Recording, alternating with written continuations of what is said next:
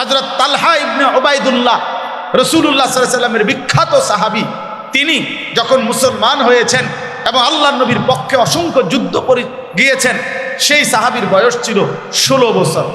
আল্লাহর নবী সাল্লাল্লাহু আলাইহি সাল্লাম উহুদের যুদ্ধের দিন সর্বপ্রথম যার হাতে তীর তুলে দিয়ে বলছে, তুমি বেঈমানের দিকে প্রথম তীর মারো, তার নাম হলো হযরত সাদ ইবনে আবি ওয়াক্কাস রাদিয়াল্লাহু তাআলা আনহু। উনি ছিলেন 17 বছরের যুবক তখন। এই 17 বছর বয়সে ওনার হাতে প্রথম তীর দিয়ে আল্লাহর নবী বলছেন, দুশমনের দিকে প্রথম তীর তুমি মারো। আর একটা কথা জবান দিয়ে বলছে, যেটা নবীজি এই একবারই জীবনে বলছে, এক যুবককেই শুধু নবী একবার বলছে জীবনে, ইরমি সাদ ফিদাকা আবি ওয়া উম্মি, সাদ দুশমনের দিকে তীর মারো, মুহাম্মদের মা বাপ তোমার জন্য কুরবান, আমার মা বাপ তোমার জন্য কুরবান। এটা রাসূলুল্লাহ সাল্লাল্লাহু আলাইহি ওয়াসাল্লাম আর কাউকে কোনোদিন বলেন। সাহাবীরা বলতো নবীজিকে, ইয়া রাসূলুল্লাহ আমার মা বাপ আপনার জন্য কুরবান হোক, কিন্তু নবী একবার শুধু এক যুবককেই বলছেন, যুবক তোমার জন্য মুহাম্মদের মা বাপ কুরবান হোক। তাইলে 17 বছর বয়সে ছিল, 17 বছর বয়সের হযরতে সাদ ইবনে আবি ওয়াক্কাস, হযরতে উসামা ইবনে যায়েদ রাদিয়াল্লাহু তাআলা আনহু, আল্লাহর নবী যখন সর্বশেষ ইন্তেকালের পূর্বে যুদ্ধের যে শেষ কাফেলা নবীজি সিরিয়াতে রোমানদের বিরুদ্ধে পাঠিয়েছিলেন, তখন ওই যুদ্ধের সেনাপতি বানাইছেন হযরত উসামাকে। তখন ওনার বয়স 18 থেকে 20 বছর। আবু বকর, ওমর, ওসমানের মতো বড় বড় জলিলুল কদর বয়স্ক সাহাবীরা, যারা যোদ্ধা, যারা ইতিপূর্বের সব যুদ্ধে অংশগ্রহণকারী, এমন দক্ষ অভিজ্ঞ যোদ্ধারা থাকার পরেও, বয়স্ক সাহাবীরা থাকার পরেও আল্লাহর নবী সাল্লাল্লাহু আলাইহি সাল্লামের আখিরি পাগড়ি, আল্লাহর নবীর শেষ সেনাপতি এক নওজোয়ান, শেষ। এরপরে আর কাউকে নবীজি যুদ্ধের ময়দানে পাঠান নাই, এরপরে তিনি ইন্তেকাল করেছেন। শেষ নওজোয়ানের মাথায় আল্লাহর নবী পাগড়ি মাথায় দিয়া পরায় দিয়া এই 20 বছরের উসামাকে বলছেন, আগামী নওজোয়ান, আগামীর ইসলাম তোমাদের হাতে তুলে দিলাম, তোমরা আগায় নিও, তোমরা আগায় নিও। এই জন্য বন্ধু, ছোট মনে করো না, তোমরা 16 বছর ছোট না, তুমি পূর্ণবয়স্ক, তুমি প্রাপ্তবয়স্ক, তোমরা যারা সাবালক, তোমরা প্রাপ্তবয়স্ক, তুমি ছোট না। তুমি মানসিকতার দিক থেকে ছোট হইতে পারো, কিন্তু বয়সে তুমি ছোট না। তোমার রুচি ছোট হয়ে গেছে, তোমার ফিকির ছোট হয়ে গেছে, তোমার জিন্দেগি ছোট হয়ে গেছে। তুমি মনে করেছো সামান্য বিলাসিতা, সামান্য নারী, সামান্য ছবি, একটা মোবাইল, একটা মোটর সাইকেল, বন্ধুদের সাথে একটু আড্ডা দেওয়ার সুযোগ, এরই নাম জিন্দেগি। না বন্ধু, এটা তোমার মানসিকতার ছোট, এ তোমার মানসিকতা ছোট। তুমি স্বপ্ন দেখবা বড়, তুমি স্বপ্ন দেখো বড়, সারা পৃথিবী নিয়ে স্বপ্ন দেখো যে আমি সারা পৃথিবীতে আমার মালিকের কালেমা পৌঁছায় দেব, সারা পৃথিবীতে।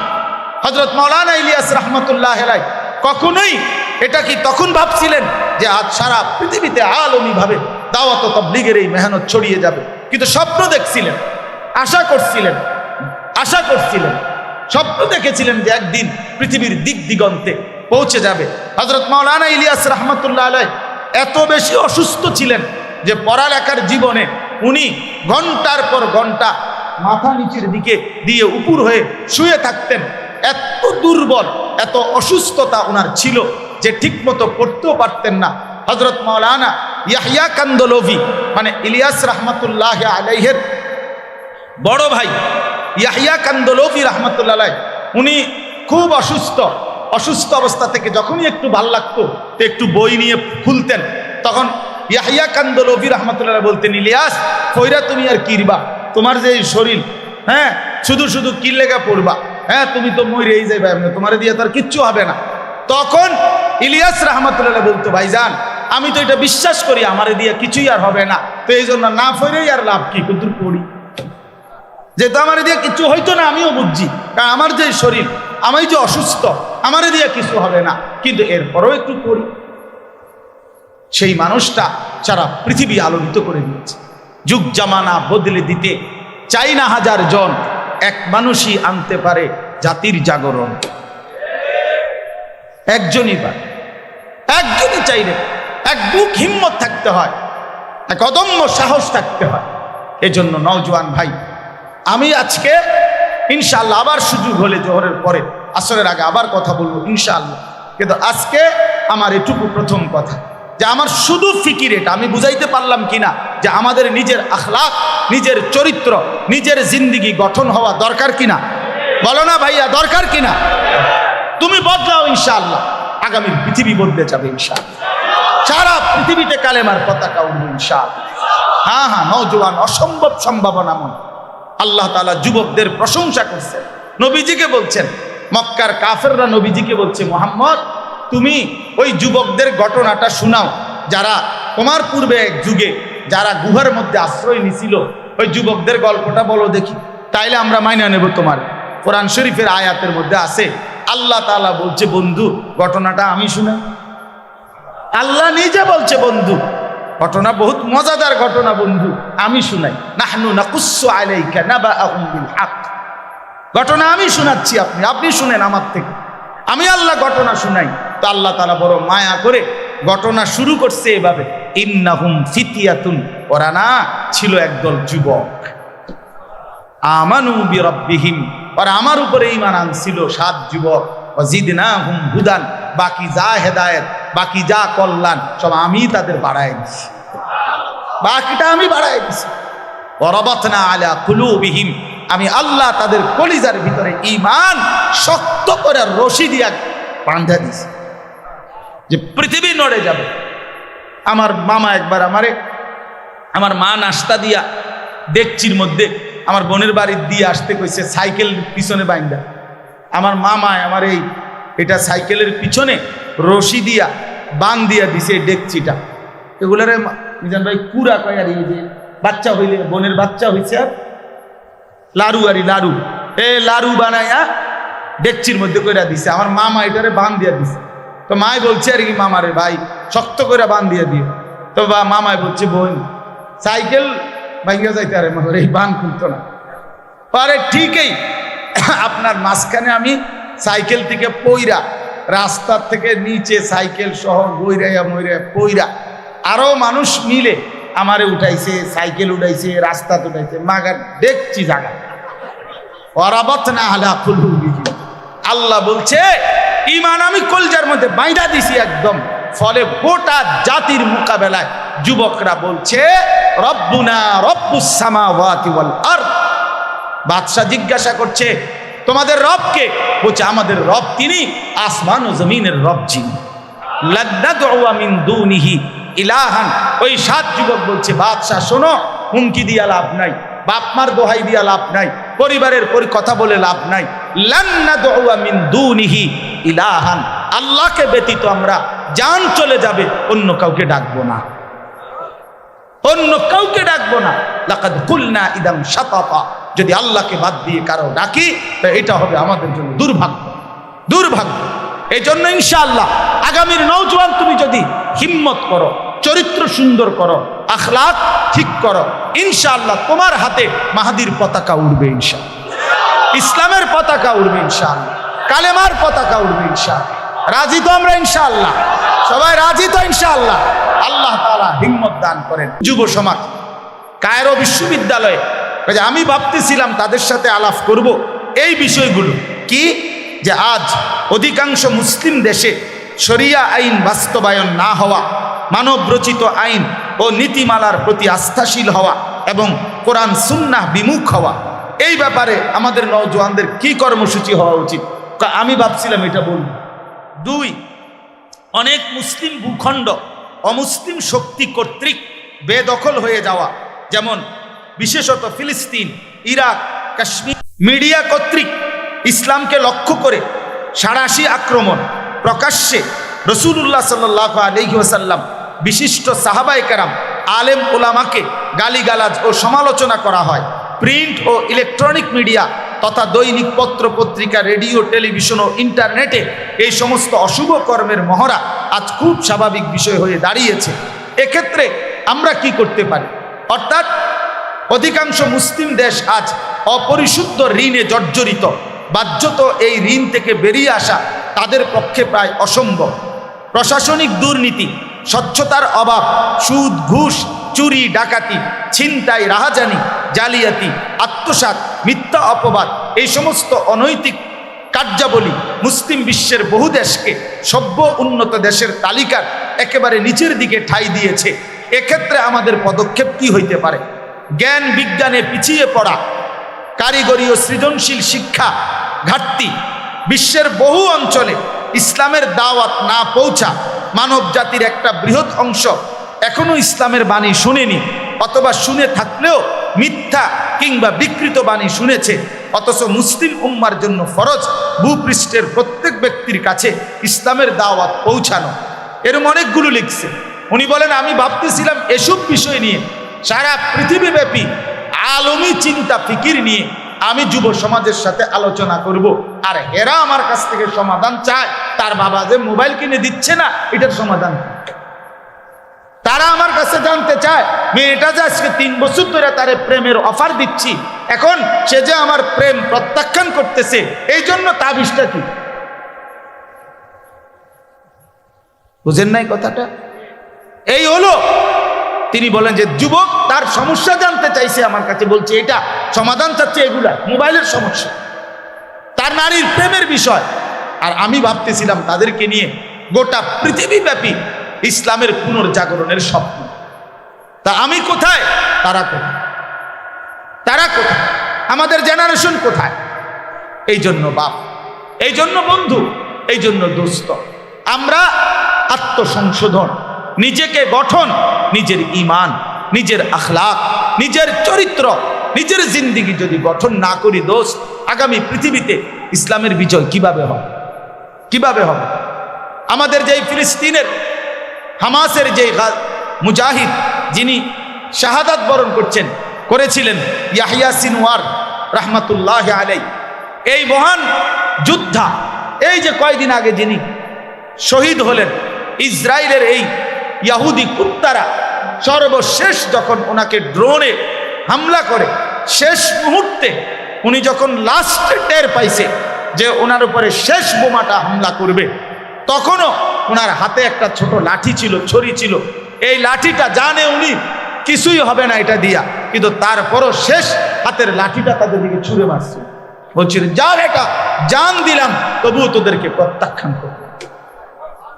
কলিজার শেষ রক্ত দিয়েও, কলিজার শেষ রক্ত দিছে, কিন্তু ইসলামের উপরে মজবুত ছিল, দ্বীনের উপরে মজবুত ছিল, দ্বীনের উপরে। কিছুদিন আগে যখন গাজাতে এক হসপিটালের মধ্যে ইসরায়েলের বোমা হামলা হয়, তখন ওই হসপিটালের শেষ মুহূর্ত পর্যন্ত একজন ডাক্তার সাহেব, উনি হসপিটালের রুগীদের, আহতদের চিকিৎসা করতেছিল, কিন্তু ওই অবস্থায় ওনার গায়ে যখন বোম পড়ছে, এবার উনি শহীদ হয়ে গেছে। এই শহীদ হওয়ার পূর্ব মুহূর্তে হসপিটালের সাদা যেই ব্ল্যাকবোর্ড, সাদা বোর্ড, হোয়াইট বোর্ড, এই হোয়াইট বোর্ডের মধ্যে উনি শেষ লিখে গেছে, আগামী প্রজন্ম আমাদের মনে রেখো, আমরা শেষ পর্যন্ত চেষ্টা করছি। এই কথা লিখে উনি মরে গেছে, শহীদ হয়ে গেছে। ফিলিস্তিনের যিনি জাতিসংঘের অধিবেশনে বক্তব্য দিছিলেন, ফিলিস্তিনের প্রতিনিধি, এই কথা বলতে গিয়ে তিনি গোটা বিশ্বের সামনে, বিশ্ব মোড়লদের সামনে চোখের পানি ফেলে কাঁদছিলেন। জাতিসংঘের অধিবেশন, কিন্তু তার হিম্মতটা কি? ডাক্তার লিখে গেছে যে আমাদের মনে রেখো, মানে উনি বলছেন, আরো লম্বা লাইন আছে, উনি বলছেন আমার বিশ্বাস আমার মাটি আজাদ হবে, আমার ভূমি মুক্ত হবেই।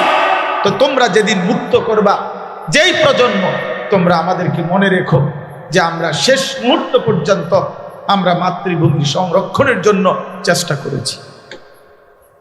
তাইলে বিষয়টার বাস্তবতা কি? আজকে আমরা স্বপ্ন দেখার কথা সারা পৃথিবী নিয়ে, স্বপ্ন দেখার কথা ইসলামের পুনর্জাগরণ নিয়ে। অস্ট্রেলিয়া, আমাদের একজন ঘনিষ্ঠ পরিচিত মানুষ আছেন, দাওয়াত ও তাবলীগের কাজ করেন, অস্ট্রেলিয়াতে থাকেন। উনি বলছেন, আমাদের সুধন্যপুর আমার শায়েখের মাদ্রাসার মধ্যে উনি তখন বক্তব্য দিতে গিয়ে বলছিলেন যে অস্ট্রেলিয়াতে এমন বিচ্ছিন্ন ছোট ছোট দ্বীপ এখনো আছে, এখনো এই অত্যাধুনিক পৃথিবীর এই যুগেও অস্ট্রেলিয়াতে এমন বিচ্ছিন্ন দ্বীপ আছে যেখানে মানুষের বসবাস, সভ্য পৃথিবীর কোনো ছোঁয়া যেখানে লাগে নাই, সেই জায়গাতেও আপনার এখনো এমন অনেক মানুষ আছে যারা কালেমার আহ্বান শুনে নাই, ইসলামের দাওয়াত পায় নাই। তো এখন ওই মানুষগুলো পর্যন্ত পৃথিবীর শেষ মানুষটার কাছে ইসলাম পৌঁছিয়ে দেওয়া কার জিম্মাদারি? এখনো আবু বকর সিদ্দিক রাদিয়াল্লাহু তাআলার জিম্মাদারি। কথা বলে না, বলো না ভাইয়া, এখনো কি ওমরে ফারুকের জিম্মাদারি? তো কার জিম্মাদারি?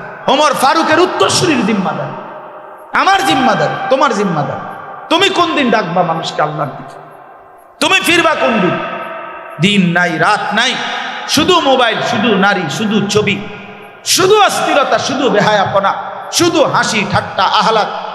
এই এক জিন্দেগি কি? শুধু বিনোদন, শুধু মজা, শুধু উৎসব, শুধু আনন্দ, শুধু ফুর্তি। হায় হায়, একই জীবন, একই জীবন। এ কোথায় যাচ্ছি আমরা শেষ পর্যন্ত? এজন্য বন্ধু, দোস্ত, আখলাকের সুন্দর চাই, আখলাকের সুন্দর চাই, আখলাকের সুন্দর চাই।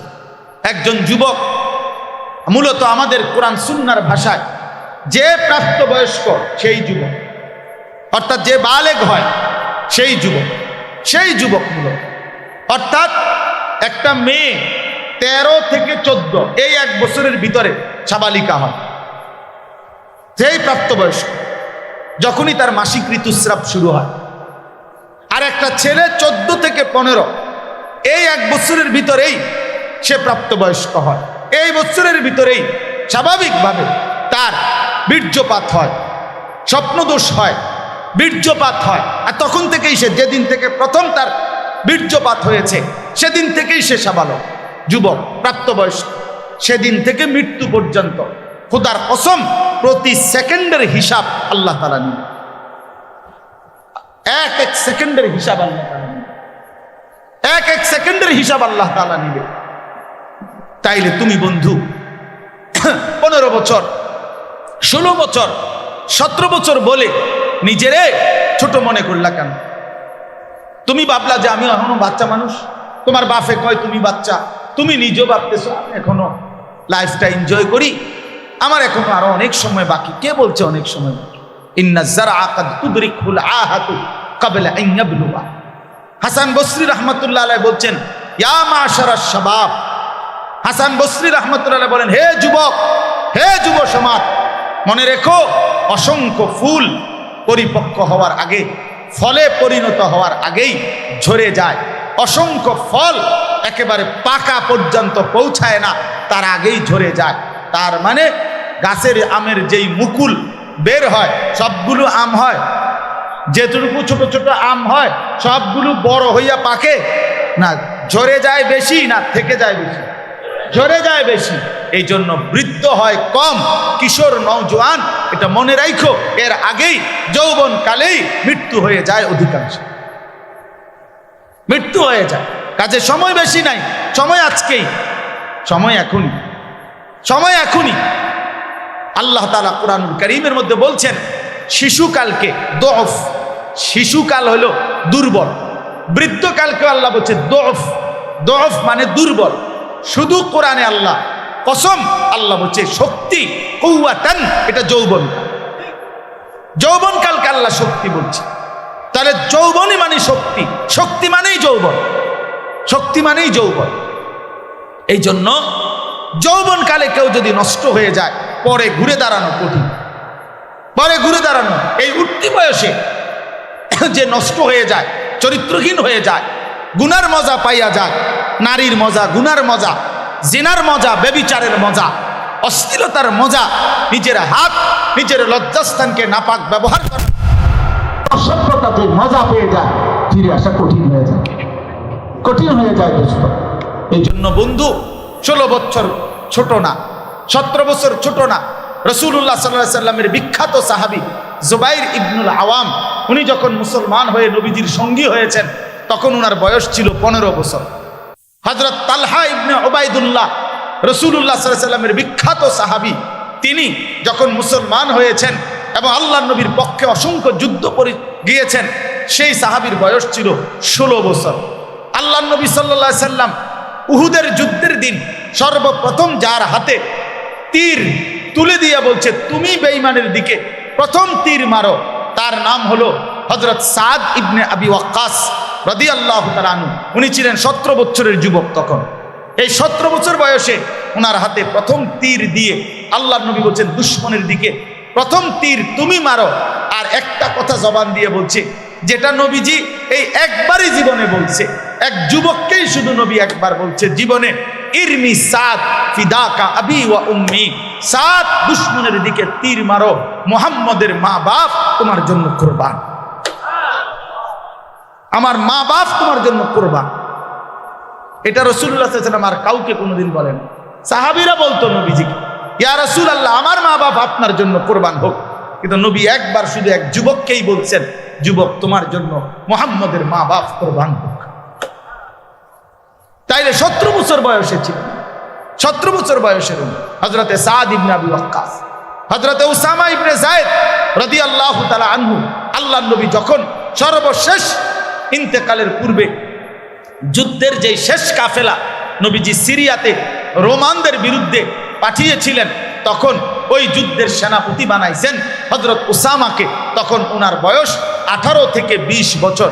আবু বকর, ওমর, উসমানের মতো বড় বড় জলিলুল কদর বয়স্ক সাহাবীরা, যারা যোদ্ধা, যারা ইতিপূর্বের সব যুদ্ধে অংশগ্রহণকারী, এমন দক্ষ অভিজ্ঞ যোদ্ধারা থাকার পরেও, বয়স্ক সাহাবীরা থাকার পরেও আল্লাহর নবী সাল্লাল্লাহু আলাইহি সাল্লামের আখিরি পাগড়ি, আল্লাহর নবীর শেষ সেনাপতি এক নওজোয়ান, শেষ। এরপরে আর কাউকে নবীজি যুদ্ধের ময়দানে পাঠান নাই, এরপরে তিনি ইন্তেকাল করেছেন।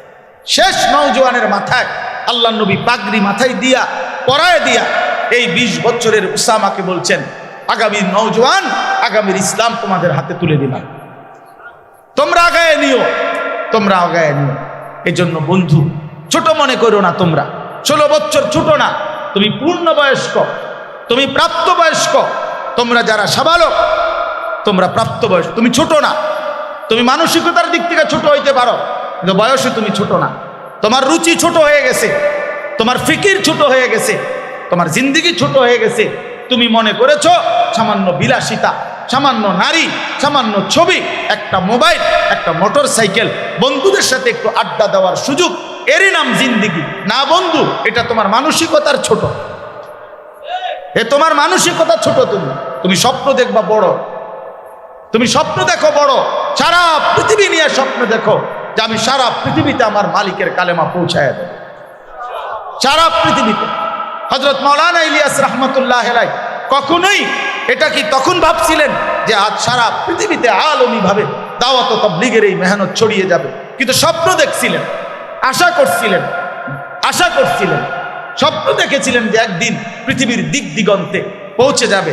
হযরত মাওলানা ইলিয়াস রাহমাতুল্লাহ আলাইহি এত বেশি অসুস্থ ছিলেন যে পড়ালেখার জীবনে উনি ঘন্টার পর ঘন্টা মাথা নিচের দিকে দিয়ে উপর হয়ে শুয়ে থাকতেন। এত দুর্বল, এত অসুস্থতা ওনার ছিল যে ঠিকমতো পড়তেও পারতেন না। হযরত মাওলানা ইয়াহইয়া কান্দলভি, মানে ইলিয়াস রাহমাতুল্লাহ আলাইহির বড় ভাই ইয়াহইয়া কান্দলভি রাহমাতুল্লাহ আলাইহি, উনি খুব অসুস্থ অবস্থা থেকে যখনই একটু ভাল লাগতো তো একটু বই নিয়ে খুলতেন। তখন ইয়াহইয়া কান্দলভি রাহমাতুল্লাহ আলাইহি বলতেন, ইলিয়াস কইরা তুমি আর কিরবা, তোমার যে শরীর, হ্যাঁ শুধু শুধু কি লেগা পড়বা, হ্যাঁ তুমি তো মরেই যাইবা, তোমার দিয়ে তার কিচ্ছু হবে না। তখন ইলিয়াস রাহমাতুল্লাহ আলাইহি বলতো, ভাইজান আমি তো এটা বিশ্বাস করি আমারে দিয়ে কিছুই আর হবে না, তো এই জন্য না পড়েই আর লাভ কি, কিন্তু পড়ি, যেহেতু আমারে দিয়ে কিছু হইতো না আমিও বুঝছি, কারণ আমার যে শরীর, আমি যে অসুস্থ, আমারে দিয়ে কিছু হবে না, কিন্তু এরপরও একটু পড়ি। সেই মানুষটা সারা পৃথিবী আলোকিত করে দিয়েছে। যুগ জামানা বদলে দিতে চাই না হাজার জন, এক মানুষই আনতে পারে জাতির জাগরণ। একজনই পারে, একজনই চাইলে, এক বুক হিম্মত থাকতে হয়, এক অদম্য সাহস থাকতে হয়। এজন্য নওজোয়ান ভাই, আমি আজকে ইনশাআল্লাহ আবার সুযোগ হলে জোহরের পরে আসরের আগে আবার কথা বলবো ইনশাআল্লাহ, কিন্তু আজকে আমার এটুকু প্রথম কথা যে আমার শুধু ফিকির এটা, আমি বুঝাইতে পারলাম কিনা যে আমাদের নিজের আখলাক, নিজের চরিত্র, নিজের জিন্দেগি গঠন হওয়া দরকার কিনা, বলো না ভাইয়া, দরকার কিনা? তুমি বদলাও ইনশাআল্লাহ, আগামীর পৃথিবী বদলে যাবে ইনশাআল্লাহ। সারা পৃথিবীতে কালেমার পতাকা উঠবে ইনশাআল্লাহ। হ্যাঁ হ্যাঁ, নওজোয়ান অসম্ভব সম্ভাবনাময়। আল্লাহ তাআলা যুবকদের প্রশংসা করছেন, নবীজিকে বলছেন, মক্কার কাফেররা নবীজিকে বলছে, মুহাম্মদ তুমি ওই যুবকদের ঘটনাটা শোনাও, যারা তোমার পূর্বে এক যুগে যারা গুহার মধ্যে আশ্রয় নিছিল, ওই যুবকদের গল্পটা বলো দেখি, তাইলে আমরা মাইনা নেব তোমার। কোরআন শরীফের আয়াতের মধ্যে আছে, আল্লাহ তাআলা বলছে, বন্ধু ঘটনাটা আমি শুনে। আল্লাহ নিজে বলছে, বন্ধু ঘটনা বহুত মজাদার ঘটনা, বন্ধু আমি শুনাই। নাহনু নাকুসসু আলাইকা নাবাআহুম বিল হক, ঘটনা আমি শোনাচ্ছি, আপনি শুনেন আমার থেকে, আমি আল্লাহ ঘটনা শুনাই। তো আল্লাহ তাআলা বড় মায়া করে ঘটনা শুরু করছে এভাবে, ইন্নাহুম ফিতিয়াতুন, ওরা না ছিল একদল যুবক, আমানু বিরাব্বিহিম, ওরা আমার উপরে ঈমান আনছিল, 7 যুবক, ওয়াজিদনাহুম হুদান, বাকি যা হেদায়েত, বাকি যা কল্যাণ সব আমি তাদের বাড়ায় দিছি, বাকিটা আমি বাড়ায় দিছি। ওয়ারাবাতনা আলা কুলুবিহিম, আমি আল্লাহ তাদের কলিজার ভিতরে ঈমান শক্ত করে রশি দিয়া বাঁধা দিছি, যে পৃথিবী নড়ে যাবে। আমার মামা একবার আমার মা নাস্তা দিয়া ডেকচির মধ্যে আমার বোনের বাড়ির দিয়ে আসতে কইছে, সাইকেল পিছনে বাইন্দা। আমার মামায় আমার এটা সাইকেলের পিছনে রশি দিয়া বান দিয়া দিছে ডেকচিটা। এগুলারে মিজান ভাই কুড়া কয়, আর এই যে বাচ্চা হইলে, বোনের বাচ্চা হইছে, আর লাড়ু লাড়ু লাড়ু বানাইয়া ডেকচির মধ্যে কইরা দিছে। আমার মামা এটারে বান দিয়া দিছে। তো মায় বলছে আর কি, মামারে ভাই শক্ত করে বান দিয়ে দিয়ে। তো মামায় বলছে, বোন সাইকেল ভাঙ্গা যাইতে, আরে মামার এই বান খুলতো না। আরে ঠিকই, আপনার মাঝখানে আমি সাইকেল থেকে পইরা, রাস্তার থেকে নিচে সাইকেল সহ গইরাইয়া মইরা পইরা, আরো মানুষ মিলে আমারে উঠাইছে, সাইকেল উঠাইছে, রাস্তা উঠাইছে, মাগার দেখছি জায়গা। ওয়ারাবাতনা আলা কুলুবিহিম, আল্লাহ বলছে ঈমান আমি কলজার মধ্যে বাইন্ধা দিছি একদম। ফলে গোটা জাতির মোকাবেলায় যুবকরা বলছে, রব্বুনা রব্বুস সামাওয়াতি ওয়াল আরদ। বাদশা জিজ্ঞাসা করছে, তোমাদের রব কে? বলছে, আমাদের রব তিনি আসমান ও জমিনের রব যিনি। লান্নাদউ মিন দুনিহি ইলাহান।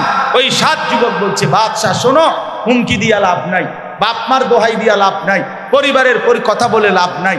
লান্নাদউ মিন দুনিহি ইলাহান, আল্লাহকে ব্যতীত আমরা জান চলে যাবে, অন্য কাউকে ডাকবো না, অন্য কাউকে ডাকবো না। লাকাদ কুলনা ইদাম শাতাতা, যদি আল্লাহকে বাদ দিয়ে কারো ডাকি তো এটা হবে আমাদের জন্য দুর্ভাগ্য, দুর্ভাগ্য। এই জন্য ইনশাআল্লাহ আগামীর নওজোয়ান তুমি যদি হিম্মত করো, চরিত্র সুন্দর করো, আখলাক ঠিক করো, ইনশাআল্লাহ তোমার হাতে মাহাদির পতাকা উড়বে, ইনশাআল্লাহ ইসলামের পতাকা উড়বে, ইনশাআল্লাহ কালেমার পতাকা উড়বে, ইনশাআল্লাহ। রাজি তো আমরা ইনশাআল্লাহ? সবাই রাজি তো ইনশাআল্লাহ? আল্লাহ তাআলা হিম্মত দান করেন, তৌফিক দান করেন। ওরে মুসলিম ভীরু কাপুরুষ, ভয় কেন আজ করিস রণে, কিসের শঙ্কা, ছুটে চল আজি, জীবন পাবি রণাঙ্গনে। আরব মরুর সন্তান মোরা, তলোয়ার দেখে কবু কি ডরি, আঘাতে আঘাতে গর্জে ওঠে নতুন করি। যাতনা সয়েছি, আগুনে পুড়েছি, ডুবিয়ে মরেছি কতরে, তবুও মোরা অজেয় করেছি পুণ্য ধর্ম ইসলামেরে। তুই হীননস, আছে রে তোর অজেয় খ্যাতি, মুসলিম তুই বিশ্বাস কর, দুনিয়া মাঝে তুই শ্রেষ্ঠ জাতি, দুনিয়া মাঝে তুই শ্রেষ্ঠ জাতি। আল্লাহ তাআলা আমাদের প্রতিটা নওজোয়ানকে হিম্মত দান করেন, উত্তম আখলাক দান করেন ইনশাআল্লাহ। আমার পরম শ্রদ্ধেয়, আমি শুরুতেই বলছি, আমাদের দাওয়াত ও তাবলীগের অন্যতম সাথী, জীবনের সব ক্ষেত্রে আমরা একসাথে দাওয়াত ও তাবলীগের সব কাজ একসাথে মিলেমিশে আমরা করি। আমার সেই প্রিয় জনাব শ্রদ্ধেয় ডাক্তার মিজানুর রহমান, তিনি ইনশাআল্লাহ এই মুহূর্তে বয়ান পেশ করবেন, কথা বলবেন, জীবন গঠনে দাওয়াত ও তাবলীগের ভূমিকা, এই বিষয়ে তিনি সংক্ষিপ্ত আলোচনা করবেন। আল্লাহ তাআলা তৌফিক দান করেন, আমিন।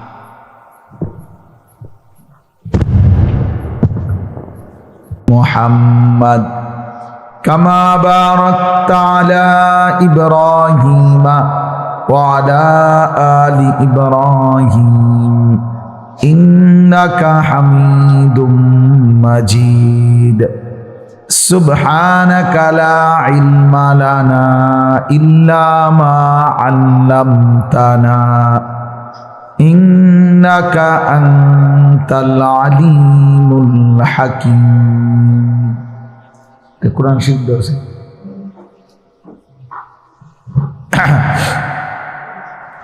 আলহামদুলিল্লাহ আল্লাহ পাক রব্বুল ইজ্জত জুল জালাল ওয়াল ইকরামের ফজল কারাম রব্বুল আলামিনের অপরিসীম ইহসান মেহেরবানি দয়া আল্লাহ তাআলা আমাদেরকে আজ 8 ফেব্রুয়ারি 2025 রোজ শনিবার আমাদের প্রাণপ্রিয় দ্বীনি প্রতিষ্ঠান মাদ্রাসায়ে আশরাফুল উলুম ময়নামতি বুড়িচং কুমিল্লা এর উদ্যোগে প্রতি মাসের ন্যায় আয়োজিত আজকের এই মাসিক ইসলাহি মজলিসে আল্লাহ তাআলাই আমাদেরকে আসবার বসবার আল্লাহর জন্যই জমা হওয়ার তৌফিক দান করেছেন। এজন্য আমরা সকলেই বলি আলহামদুলিল্লাহ। স্বাভাবিকভাবে আমাদের এই মাসিক ইসলাহি মজলিসে জোহরের আগে মা বোনদের জন্য বয়ান হয়, আসর থেকে এশা পুরুষদের জন্য বয়ান। কিন্তু আলহামদুলিল্লাহ আজকে আমরা আরো একটা আয়োজন ছিল আমাদের এই মাদ্রাসায় ইসলাহি মজলিস। সেটা হলো সকাল 10টা থেকে আসর পর্যন্ত প্রায় 4:30 পৌনে 5টা পর্যন্ত কিশোর যুবকদের জন্য বিশেষ ইসলাহি মজলিস হয়েছে। আলহামদুলিল্লাহ অনেক নওজোয়ান আলহামদুলিল্লাহ সারা দেশ থেকে আসছে এবং আমাদের মুরব্বী উলামায়ে কেরাম, বিশেষ করে আমার শায়েখ আল্লামা মুফতি মুশতাকুন নবী কাসিমি দামাত বারাকাতুহুল আলিয়া, আল্লামা মুফতি আমজাদ হুসাইন সাহেব, হযরত মাওলানা মুফতি ইউসুফ বিন ইকবাল সহ উলামায়ে কেরাম কথা বলেছেন। তো আলহামদুলিল্লাহ এতক্ষণ পর্যন্ত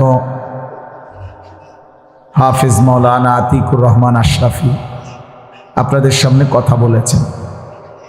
আমি আপনাদের সামনে কোরআনুল কারীমের সূরা বাকারার 185 নম্বর আয়াত এর অংশ বিশেষ তেলাওয়াত করেছি, মানে আয়াতের অর্ধেক অংশ তেলাওয়াত করছি। সূরা বাকারার 185 নম্বর আয়াত। মূলত কোরআনুল কারীমের এখানে 5টা আয়াত 183 থেকে 187। সূরা বাকারার এই 5টি আয়াত হলো, কথা বলে কি কথা আমাদের বাচ্চা কথা কয় মনে, এই 5টা আয়াত হলো মাহে রমজান সম্পর্কে। কোরআনুল কারীমে একসাথেই মাহে রমজানের উপরে আলোচনা। এই 5টি আয়াতের মধ্যেই কোরআনুল কারীমের মাহে রমজানের উপরে আল্লাহ তাআলা প্রয়োজনীয় কথা, দিক নির্দেশনা উল্লেখ করেছেন। এজন্য প্রত্যেকের উচিত কোরআনুল কারীমের এই 5টি আয়াত রমজানের পূর্বেই পড়ে নেওয়া, শুনে নেওয়া উচিত। তাইলে সুবিধা হলো আল্লাহ পাক রব্বুল আলামিন রমজান এবং রোজা সম্পর্কিত যা বলেছেন তা সংক্ষেপে শুনে নিল, এতে করে তার নিজেরই ফায়দা হবে এবং আমলের মধ্যে অনেক উপকার হবে। ইসলামী শরীয়তের একটা গুরুত্বপূর্ণ মাসআলা এটা, যে যেই আমলের যেই হুকুম ওই আমলের মাসআলা জানারও সেই হুকুম। তাহলে রমজান মাসের রোজা এটা একটা ফরজ ইবাদত, অতএব রমজানের রোজা সম্পর্কিত মাসআলা জানা এটাও ফরজ, এটাও গুরুত্বপূর্ণ। অনেক গুরুত্বপূর্ণ মাসআলা এখানে আছে, যেখানে ছোটোখাটো কোনো ভুলের কারণে রমজান রোজা ত্রুটিযুক্ত হয়ে গেল, তাহলে ব্যক্তি তো আমল করছিল ঠিক, কিন্তু সামান্য ভুল বা অজানার কারণে তার আমলটা বাদ হয়ে গেল। কোরআন শরীফে আছে সূরা হুজরাতের মধ্যে আল্লাহ তাআলা বলছেন, ইমানদার এমন ভুল করো না, এমন কোনো অপরাধ করো না যে যার দ্বারা এমন হয় আনতাহবাতা আমালুকুম ওয়া আনতুম লা তাশউরুন, তোমাদের পুরা জিন্দেগীর আমল একসাথে নষ্ট হয়ে গেল অথচ তোমাদের জানাই হলো না। মানে তুমি জানোই না, ওয়া আনতুম লা তাশউরুন, তোমাদের মনেই নাই, জানাই নাই, তোমার খবরই নাই, তোমার যে সমস্ত আমল বরবাদ হয়ে গেল, একসাথে নিশ্চিহ্ন হয়ে গেল। এই জন্য এটা জরুরি। দিন আল্লাহ নবী সাল্লাল্লাহু আলাইহি ওয়াসাল্লাম বলছেন, শরীয়তের প্রত্যেকটা আমলের ক্ষেত্রে প্রয়োজনীয় মাসআলা জানা এটা আমাদের প্রত্যেকের জন্যই জরুরি, প্রত্যেকের জন্যই জরুরি। এটা উচিত।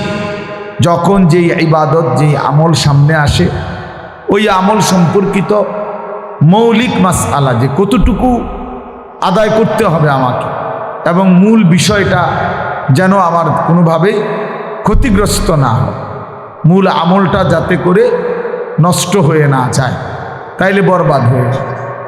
আমার শায়েখ আল্লামা মুফতি মুশতাকুর নবী সাহেব হুজুর বলেন যে 3টা জিনিস মানুষকে জাহান্নামে নিয়ে যায়।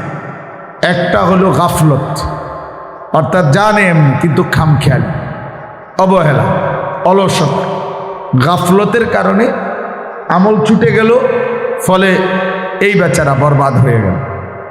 আরেক 2 নম্বর হলো জাহালত, মানে না জানা, অজ্ঞতা, মূর্খতা, অর্থাৎ কোরআন এবং সুন্নাত বিধানটাই সে জানে না, জানার কোনো মানসিকতাই, জানার কোনো যে কোরআন শরীফ হাদিস শরীফ কি বলছে, নামাজ শুদ্ধ হইতে হইলে নামাজের মধ্যে যাবতীয় হুকুম আহকাম সহি শুদ্ধ জানা এটা জরুরি। কিন্তু এটা অনেকের জানার মানসিকতা না, নিজে নিজে যা শিখছে অথবা ভুলে ভরা ওইটাই আপনার আমল করে যাচ্ছে, আমল করে যাচ্ছে। কোরআনুল কারীমের মধ্যে আছে ফাখালাফা মিন বা'দিহিম খালফুন আদাউস সালাতা ওয়াত্তাবাউশ শাহাওয়াত ফাসাউফা ইয়ালকাউনা গাইয়্যা। আল্লাহ তাআলা বলেন যে নিকৃষ্ট প্রজন্ম, ওই প্রজন্ম যারা তাদের নামাজকে নষ্ট করে ফেলে। তার মানে নামাজ আদায় তো করে, কিন্তু অশুদ্ধতা এবং ভুলের মাধ্যমে নামাজটাকে নষ্ট করে ফেলে এবং মনের চাহিদার অনুসরণ করে। আল্লাহ বলেন তাদেরকে জাহান্নামের সর্বনিকৃষ্ট গর্ত গাই, এটা একটা গর্তের নাম, গাই নামক এই গর্তের মধ্যে তাদেরকে ছুঁড়ে ফেলা হয়। নাউযুবিল্লাহ। তাইলে আদাউস সালাত, নামাজ পড়লেন ঠিক আছে, কিন্তু নামাজটা আসলে নষ্ট হইল না। সূরা কেরাত, দোয়া কালাম, রুকু সেজদা যথোপযুক্তভাবে না হওয়ার কারণে আপনার নামাজটার কোনো ফায়দা আসলো না। আমল করছে কিন্তু কোনো লাভ হইল না। আল্লাহ তাআলা কোরআনুল কারীম এভাবে নাজিল করে নাই আপনি যেভাবে ভুল করতেছেন। রাসূলুল্লাহ সাল্লাল্লাহু আলাইহি ওয়াসাল্লাম রুকু সেজদা এভাবে শিখায় নাই আপনি যেভাবে দিচ্ছেন। তাইলে এক তো হলো বেখেয়ালি হলো, কিন্তু বছরের পর বছর ভুলে থাকা, ভুল করতে থাকা, কোনো শুধরানোর কোনো ফিকিরে নাই, এটা উচিত না। তাহলে এই জন্য বললাম মানুষের বরবাদির, জাহান্নামী হওয়ার দ্বিতীয় কারণ হলো জাহালত, অজ্ঞতা, মূর্খতা, দিন সম্পর্কে না জানা। 3 নাম্বার হলো দালালাত, পথভ্রষ্টতা, অর্থাৎ আল্লাহ তাআলাই তাকে অব্যাহত গুনাহ নাফরমানির কারণে আল্লাহই তাকে গোমরা করে দিয়েছে, আর সে এখন আর কল্যাণের পথ চিনে না, হকের পথ চিনে না, আখিরাতের রাস্তা চিনে না, জান্নাতের পথটা বোঝেই না, সে বিষয় বোঝেই না। দালালাত, পথহারা, পথভ্রষ্ট, এই পরিমাণ গুনাহ এবং নাফরমানি, আল্লাহর অবাধ্যতা করছে যে আল্লাহ তাকে আখিরাত ভুলায় দিয়েছে। নাউযুবিল্লাহ। ওয়ালা তাকুনু কাল্লাযীনা নাসুল্লাহ ফাআনসাহুম আনফুসাহুম। আল্লাহ তাআলা কোরআনুল কারীমে বলেন, বান্দা এমন হইও না যে আমি আল্লাহকে অনেক দিন ভুলে গেলাম। বেশি ভুলে গেলে একদিন আমি তোমাকে তোমার পরিচয় ভুলায় দেব। তো ওই আয়াতে তাফসীর আছে, অর্থাৎ তোমার আখিরাত, তোমার কবর, তোমার হাসর, তোমার মিজান, তোমার ফুলসেরাত, তোমার জান্নাতের কথা একদম ভুলায় দেব। 24 ঘন্টা তোমার কলিজায় তোমার জিন্দিগি তোমার সব কিছুতে শুধুই দুনিয়া, দুনিয়ার ভোগ বিলাসিতা, দুনিয়া খাইয়া পইরা পার করা, এইটাই তোমার থাকবে। আখিরাত টোটালি ভুলে যাবে। উলাইকা হুমুল ফাসিকুন, আল্লাহ বলেন, আর তারা তখন হয়ে থাকবে ফাসিক, প্রকাশ্য পাপ। এই জন্য অব্যাহত গুনাহ করতে না, গুনার উপরে জমে থাকতে নাই, গুনার উপরে লেগে থাকতে নাই।